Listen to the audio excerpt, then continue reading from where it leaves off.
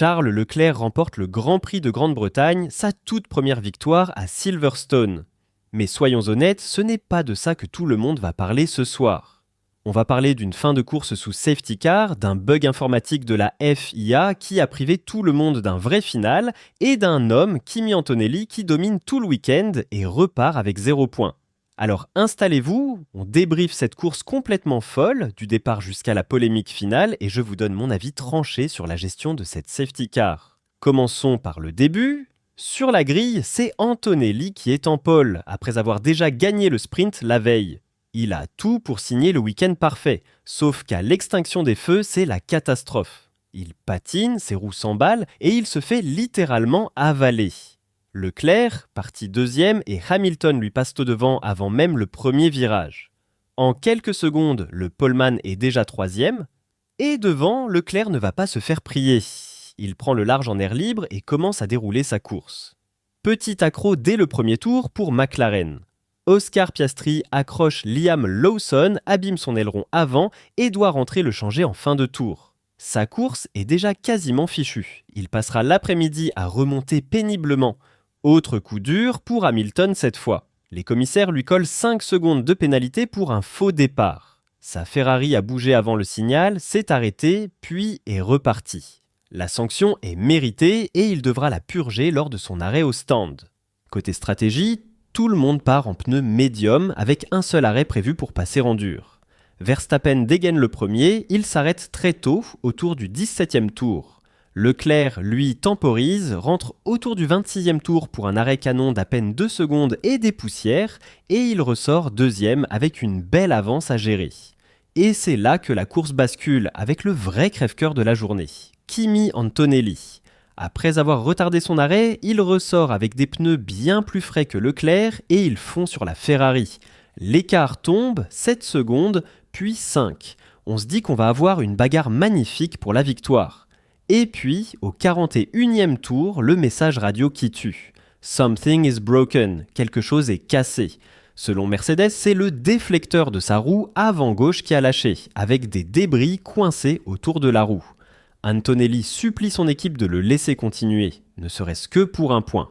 Mais c'est fini. Il enchaîne les arrêts, récolte en plus 5 secondes de pénalité pour des limites de piste dépassées, et il termine 16e. 16e, le pilote qui partait en pole et qui avait gagné le sprint. 0 point. En Formule 1, la cruauté peut être totale. On arrive alors dans le dernier acte et il va faire couler beaucoup d'encre. Au 48e tour, sur 52, Max Verstappen, qui roulait alors en 3e position, part en tête à queue au virage de Stowe. Il s'enlise dans le bac à gravier, sa Red Bull est plantée là, impossible de repartir. C'est l'abandon pour lui et surtout c'est le déclenchement de la safety car pour aller dégager la voiture. Il reste 4 tours. Et à partir de maintenant, accrochez-vous parce que c'est le cœur de mon analyse. Sous safety car, Leclerc est en tête. La procédure classique se lance. On demande aux voitures doublées de se dédoubler, c'est-à-dire de dépasser la safety car pour retourner en queue de peloton afin de ne pas gêner les leaders pour une éventuelle relance. Et là, au 51e tour, le tableau de bord des pilotes et les écrans affichent un message. Safety car in this lap. La safety car rentre ce tour-ci. Traduction pour tout le monde, on va avoir un dernier tour lancé, une vraie bagarre pour la fin. Sauf que non, la safety car ne rentre pas, le message était faux. Et la course se termine bêtement derrière la voiture de sécurité, sans le moindre tour de course en vitesse réelle. Alors, qu'est-ce qui a foiré et pourquoi ? La FIA a reconnu que ce message « Safety car in this lap » avait été affiché par erreur à cause d'un bug logiciel. Un bug purement et simplement. Maintenant, il faut comprendre pourquoi la course a quand même fini derrière la safety car. Le règlement, l'article B5.13.5 pour les puristes, impose qu'un tour complet soit bouclé après la procédure de dédoublement avant que la safety car puisse rentrer. Or, la voiture de sécurité est sortie très tard, au 48e tour sur 52. Le temps que tous les doublés remontent en queue de peloton, il ne restait tout simplement plus assez de tours pour en boucler un en vert. Voilà la version officielle de la FIA. La procédure a été respectée et le bug ne concernait que l'affichage du message, pas le déroulé sportif. Et c'est là que ça devient intéressant parce que la critique, elle, est double. Martin Brundle, l'ancien pilote et consultant, a été très clair. Selon lui, on a tous été privés d'une vraie fin de Grand Prix. Et son argument est solide. Il rappelle que le règlement dit que la relance a lieu si le directeur de course la juge sûre. Et ce jour-là, elle était sûre. Piste sèche, pas une goutte de pluie, aucun débris sur le tracé. Surtout, Brundle pointe le vrai problème. Le but de laisser passer les voitures doublées, c'est juste qu'elles ne gênent pas les leaders. Mais quand elles sont à une demi-longueur de circuit sur un tracé aussi long que Silverstone, elles ne vont gêner personne pour un dernier tour.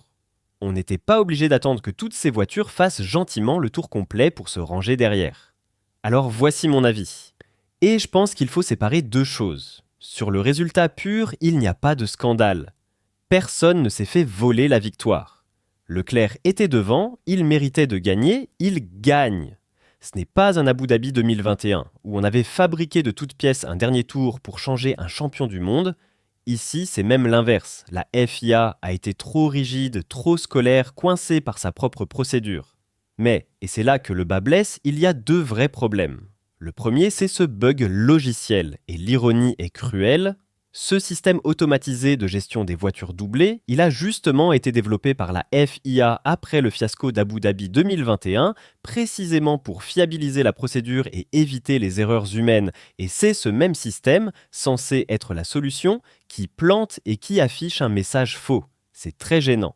Après 2021, la FIA n'a plus le droit à l'erreur sur exactement ce scénario-là. Le deuxième problème, c'est la lenteur de la procédure. Brundle a raison, sur un circuit aussi long, attendre que le moindre attardé se range en queue, c'est ce qui a mangé le tour qui aurait permis une relance. Donc oui, sportivement, le résultat est juste. Mais les fans, eux, ont bel et bien été privés d'un final, par un mélange de rigidité excessive et de bugs informatiques. Et ça abîme la crédibilité de la FIA. Revenons à la course parce qu'il y a du beau monde derrière. George Russell réalise le coup malin de la journée. En restant en piste au bon moment pendant la phase de safety car, il saute Lewis Hamilton et hérite de la deuxième place. Hamilton complète donc le podium à domicile, troisième, malgré sa pénalité, ce qui reste une belle satisfaction pour le public anglais. Lando Norris sauve les meubles pour McLaren avec une quatrième place, pendant que son coéquipier Piastri, lui, est relégué à une anonyme 11e position après son incident du premier tour. Et puis, encore et toujours, la belle histoire du week-end. Isaac Hadjar signe une superbe 5e place avec sa Red Bull, confirmant qu'il est l'homme en forme du moment. Et son ancien coéquipier, le rookie Arvid Lindblad, marque de nouveau des points en terminant 7e. 3 séances, la course, et à chaque fois dans le coup. Ce gamin est une révélation. Tout au fond, c'est toujours la même chanson, avec les Cadillac et les Aston Martin d'Alonso et Stroll qui ferment la marche à un tour des leaders. Alors quel bilan pour cette journée ? Une victoire logique et méritée pour Leclerc et Ferrari qui confirment leur retour en forme, un désastre absolu pour Antonelli qui perd gros au championnat pour une panne qui n'est absolument pas de sa faute. Et une FIA qui, une fois de plus, se retrouve au centre des critiques pour sa gestion d'une fin de course. Le sport a été respecté, mais le spectacle, lui, a été sacrifié. Et pour vous, cette fin de course sous safety car, est-ce une simple erreur technique pas de chance ou une vraie mauvaise gestion de la FIA qui aurait dû tout faire pour relancer la course ? Dites-moi tout en commentaire.